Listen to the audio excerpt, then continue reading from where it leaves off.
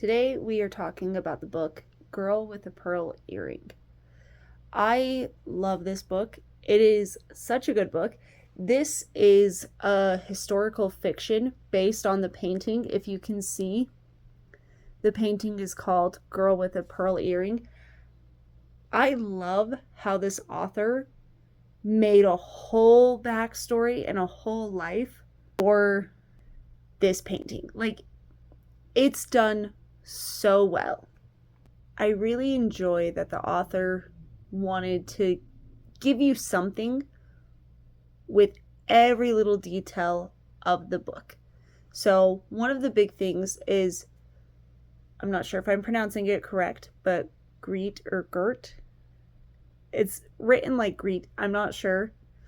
But she covers her hair completely. She always has her hair tucked away. No one has ever seen her hair until eventually someone comes in on her while she's wrapping up her headscarf for the painting.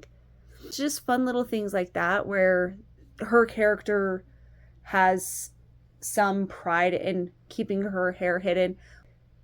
It's a whole part of her, and so then when it's lost, she kind of loses a little bit of herself.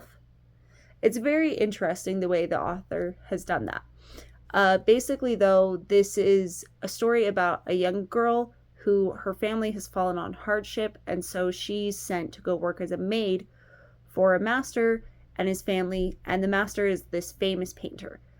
And it goes through just how different it is living as the maid, but basically it's just going through her life and how the family that she's working for, everything is a little bit different. Their religion is different. It's a much more noisy house. They've got a bunch of kids.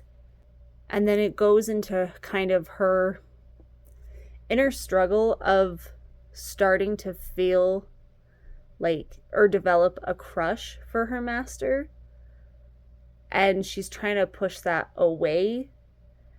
And there's a little bit of a love triangle. So there's a part where a young man approaches her and is wanting to court her, but then she's not really sure, and she's kind of holding back because of that crush for her master. This is written so well. It's such a gripping story, and I just think it was done in such a realistic manner. Because when you are young, you do struggle with figuring out who you are and then trying to figure out what path in life you want to go on. I love the ending. I feel like she gets the life that she did truly want and that she deserves. Because there's a point where she's not really sure where to go. But oh my gosh, I'm so glad that she found her self-worth and was like, I deserve better. They are putting me through the ringer. And it even says in the book, one of the characters warns her because they're like, hey, the master is only into you because another guy is. He's more just trying to mark his territory. He doesn't actually care about you, and he doesn't care about any consequences of his actions towards you. There's a part where he pushes her to do something that she is uncomfortable with and doesn't want to do. It has to do with the earrings, but she does it. And she even tells him, it's going to ruin me. This is going to end everything. And he's like, well, figure it out. And so I'm so glad that she eventually saw that and was like, I don't need that. The author is really good at spinning a tale. They wrote an excellent story, and I feel like it